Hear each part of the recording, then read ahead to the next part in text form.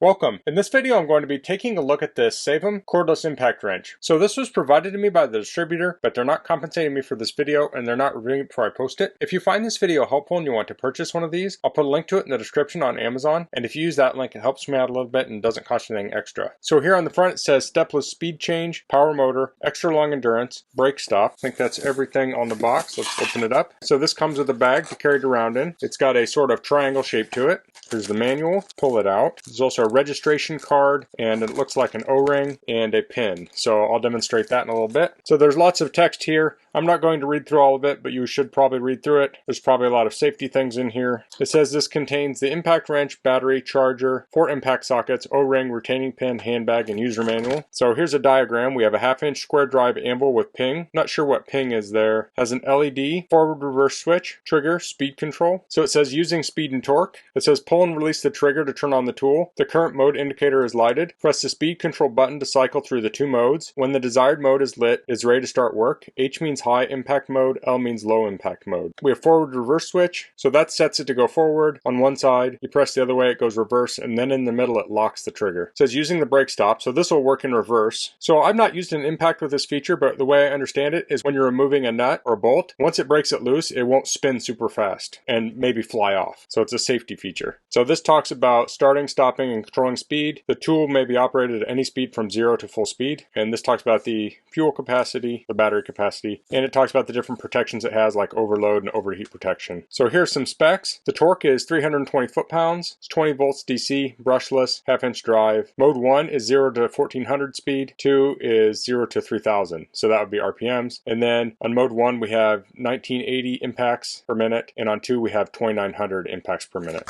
So let's take a look at the tool. So this comes with 4 impact sockets. See the sizes here. We have 21, 20. This is going to probably be 17. And this is 19. So 19 is the size on a lot of passenger cars, and that's the size my car uses. You'll see 20 and 21 used on a lot of things like trucks. So it comes with a 3 amp hour battery. It's a lithium ion battery. And here's the impact itself. So the battery will slide on the bottom like so. To release it, we'll press the button. And I'll just wiggle a little bit. Came loose. Okay. So if I press the trigger, that is, well, this is forward. This is reverse. And this is locked. So this changes that. There's a light there. It's kind of bright in here, so it's kind of hard to see. Then down here we have the torque control. So I'll press the trigger. And here we can change from high to low. So you want to press the trigger a little bit for that to show up. So the socket will fit on like so. Now if you line up the hole in the socket with that hole in the anvil there, like so. Trying to get this lined up. That's probably decent. Then we can stick this pin in here.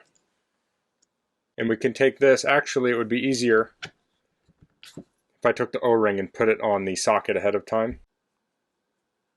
So I'll just stick it on there and roll it forward. Put this in. Put the pin in.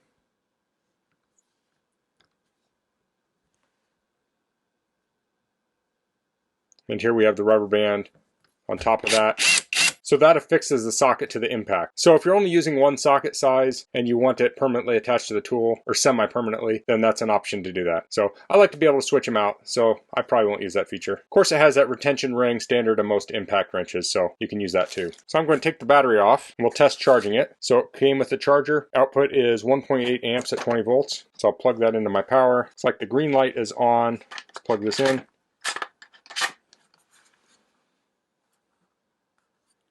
And now the red light's on, so it's charging. So I'll see how this fits in the bag here. Fits in like so. Could also put the charger and then the sockets in the bag. Let's pull this out. Of course, I'd zip it up.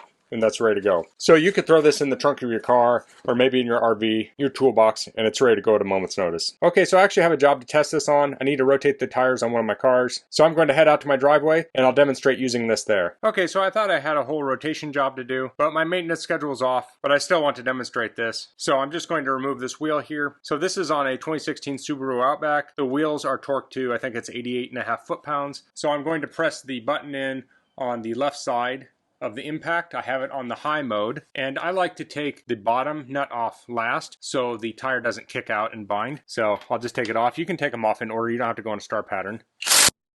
I held the trigger down there, as you see, and it loosened it up, and then it stopped immediately. So I'll do that again. Okay, but you say, well, the nut doesn't come off. So then you just do it again, and it'll take it off.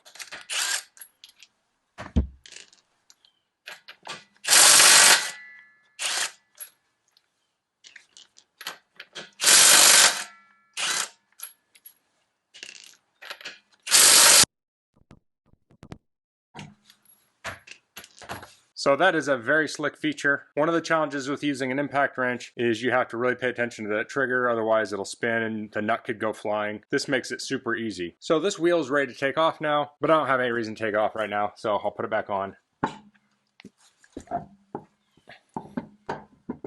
So I'm going to press it until it's flat, and then I'll put the bottom nut on first, and I always hand thread my lug nuts to get them started.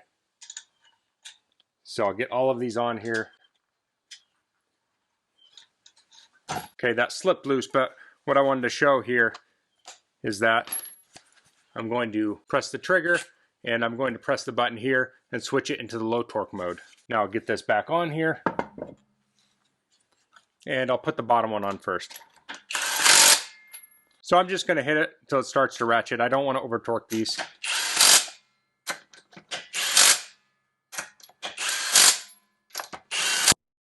So now they're all on. So now I'm going to lower the vehicle down, and I will use a torque wrench to check the torque on all of these. Now, if the torque wrench doesn't tighten them a little bit, then I want to back off of this or not let it ratchet so long. I want to be very careful with that because you don't want to over torque your lug nuts. But I have to say, this thing was very impressive. I really like that feature when you're loosening the lug nuts where it doesn't spin real fast. And at least on my car, pressing it twice, so pressing it once to bust it loose, pressing a second time to take it off worked great, and it was super easy. So I'll head back to my bench and we'll sum this up. So that was the SEYVUM cordless impact wrench. So I have an air-powered impact wrench, and performance-wise, it's quite a bit more powerful than this. But the one thing this has over it is portability. To use air tools, I have to get the air compressor out, I have to plug it in, I have to charge up the air compressor, I have to run the air cord, I have to plug into it, it has to charge up as I'm using it. I have to pull that air hose around the car. It's just a hassle. The one thing I have to do here is charge up the battery, pop it on, and I'm ready to go. So this is really the future for a lot of my air work. If I have some really stubborn bolts, I might have to break out the air tool. But for most things, I think this is going to do the trick. 320 foot-pounds is plenty for taking off most wheels unless they're stuck on really bad. But for doing maintenance like changing a spare tire or rotating tires, this thing's going to work great. So I don't know if I'd keep an impact like this in my car all the time, but if I'm going on a long road trip, this thing is small enough that I could easily pack it. And then if we had a flat tire or something, this would really speed up changing the tire on the side of the highway. One thing I didn't mention too is that typically when you take a wheel off of a car, you need to break those lug nuts free before you jack up the car. Using an impact like this, usually you don't have to do that. You can jack it up first, and this has enough torque to break those lug nuts loose even while the wheel can still spin. So that's all I'm going to cover in this video. If you have any questions, please leave them in the comments. If you like this video, please click like. If you haven't subscribed to my channel, I'd appreciate if you could do that. And thanks for watching. Until next time, goodbye.